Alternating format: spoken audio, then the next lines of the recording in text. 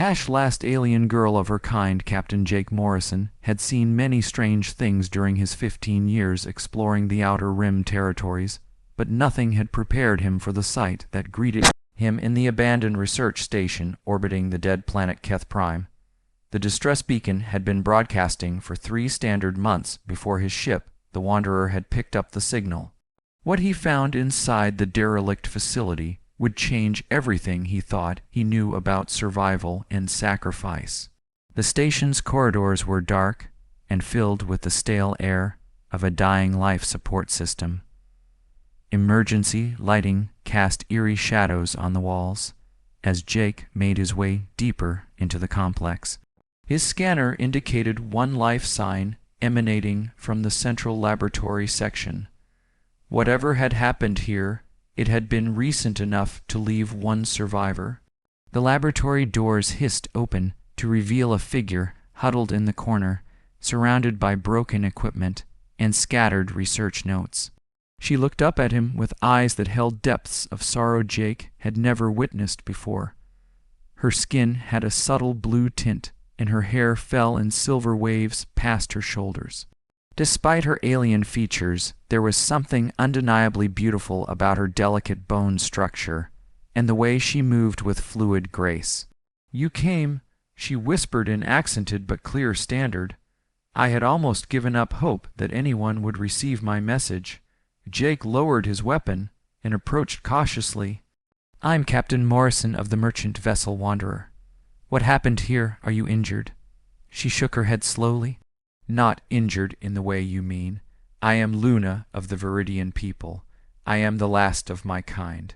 The weight of those words seemed to press down on her slight frame. "My people were dying from a genetic plague that struck our homeworld 5 years ago. This research station was our final attempt to find a cure." Jake knelt beside her, noting the exhaustion in her features. "What kind of plague?" "A virus that attacked our reproductive systems. Within 2 generations we would have been extinct." Luna gestured to the scattered equipment around them. "We discovered that our genetic code had become too narrow, too refined over millennia of careful breeding. We needed new genetic material to survive." The implications of her words began to dawn on Jake. "And you found something here?" Luna nodded, pulling herself to her feet with effort. "We found that human DNA is remarkably compatible with ours. More than compatible, actually. Your species has something we lost long ago, genetic diversity that could save mine." She moved to a still-functioning computer terminal and brought up complex genetic charts. "The last of our scientists died 3 weeks ago. I have been alone here, maintaining the research, trying to find another way." Jake studied the data on the screen, though much of it was beyond his understanding. "There has to be another solution, other ways to introduce genetic diversity. We tried everything," Luna said with quiet desperation. "Synthetic modifications, gene therapy, radical treatments that killed more of our people than the plague itself. Human genetic material is the only thing that works." She turned to face him directly. "I know what I am asking is strange, perhaps even repugnant to you, but without help my entire species will cease to exist." The weight of her request settled over Jake like a physical force. He had always prided himself on being a practical man, focused on trade routes and profit margins. But standing here in this abandoned station, looking into the eyes of someone who represented the last hope of an entire civilization, he felt something shift inside him. "How many of your people are left?" he asked quietly. "Fewer than 10,000 scattered across 3 colony worlds. Most are already too old or too sick to reproduce. I am among the youngest at 26 standard years." Luna's voice carried the burden of her entire species. "The research shows that human Viridian offspring would be healthy and fertile. They could carry on both our people's legacy." Jake ran a hand through his hair, trying to process what she was telling him. "And you've been chosen for this?" "I volunteered," Luna said simply. "I was a xenobiologist before the plague struck. I understood the science better than most. When we discovered the human compatibility, I knew what had to be done. She paused, looking down at her hands. I had hoped we could find willing partners among human colonies, people who might want to help save a dying species. The silence stretched between them as Jake grappled with the enormity of her request. Outside the station's viewports, the dead planet Keth Prime turned slowly in the void, a stark reminder of what extinction looked like. He thought about his own life, drifting from port to port, with no real purpose beyond the next cargo run. Here was someone asking him to be part of something far greater than himself. "Show me more of the research," he said finally. Luna's eyes brightened with the first hope he had seen in them. She moved to another terminal, bringing up detailed studies on human viridian compatibility. The genetic pairing produces offspring with the best traits of both species. Enhanced intelligence, improved physical resilience, natural immunity to most diseases. The children would be something new, but they would carry forward the essence of what made my people unique. Jake studied the projections and test results. The science was clearly sound, even if the implications were staggering. What about the human colonies? Have you tried approaching them officially? We sent diplomatic missions to 3 different worlds, Luna said with obvious pain. They were politely refused. Your people are not ready to accept what we are asking. Some called it an abomination. Others simply could not understand why they should care about a dying alien species. The bitterness in her voice was unmistakable. Jake could imagine how those conversations had gone. Humanity had always been insular when it came to other species. The idea of deliberate interbreeding would be seen as radical at best. "So you're asking me," Jake said, "a random cargo hauler who happened to pick up your distress signal." "I'm asking you because you're here," Luna replied. "Because you came when no one else would. Because maybe you have the courage to help save an entire civilization." She moved closer to him. "I'm not asking for love or even affection. I'm asking for hope, for the chance to ensure that my people's art and music and poetry don't die with me." Jake looked around the abandoned laboratory at the evidence of a desperate people's final attempts to save themselves. He thought about his own empty life and the chance to be part of something meaningful. What would happen to any children we might have? They would be raised knowing both their heritages. They would be the bridge between our peoples, the beginning of something new. Luna's voice grew stronger. "I have detailed genetic maps that could guide the reproduction of my species. With enough human partners willing to help, we could rebuild our population within a few generations." The scope of what she was proposing was breathtaking. Not just survival, but the creation of something entirely new. Jake realized that his decision would echo through history, affecting countless lives that had not yet been born. "I need time to think about this," he said. Luna nodded understanding. "Of course, but please remember that time is something my people have very little of. Every day we wait is another day closer to extinction." Jake spent the next several hours exploring the research station, learning about viridian culture and the full scope of their desperate situation. The more he learned, the more he understood the magnitude of what Luna was asking. This wasn't just about biology or genetics. It was about the continuation of an entire civilization's worth of knowledge, wisdom, and beauty.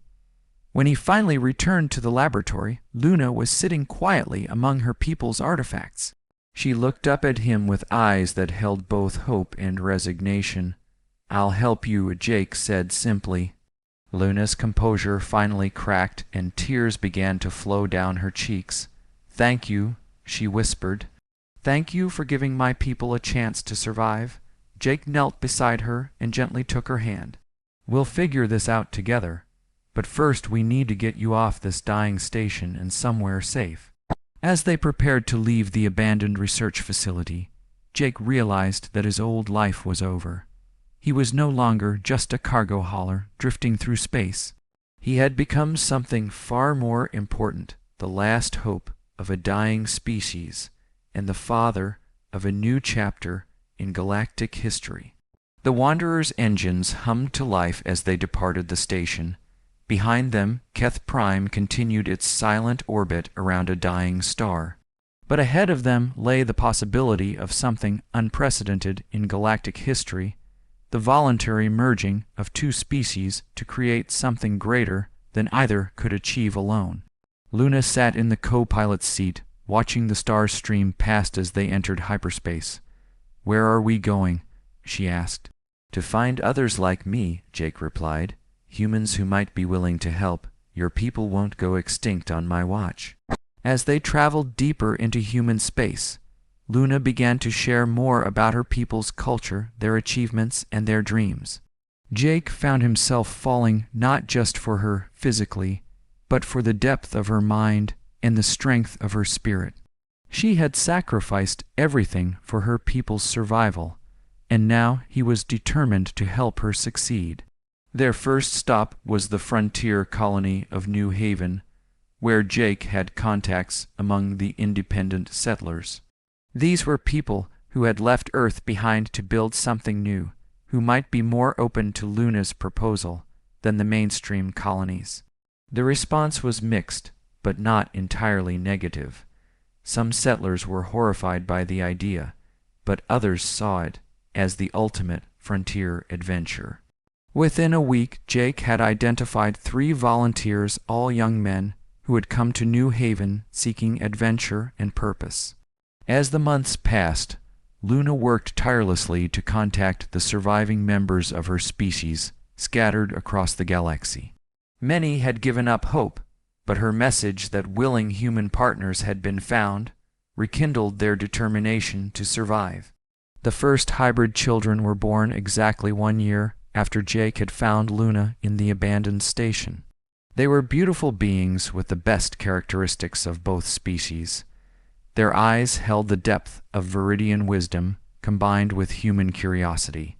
They were strong and healthy, and most importantly, they were fertile.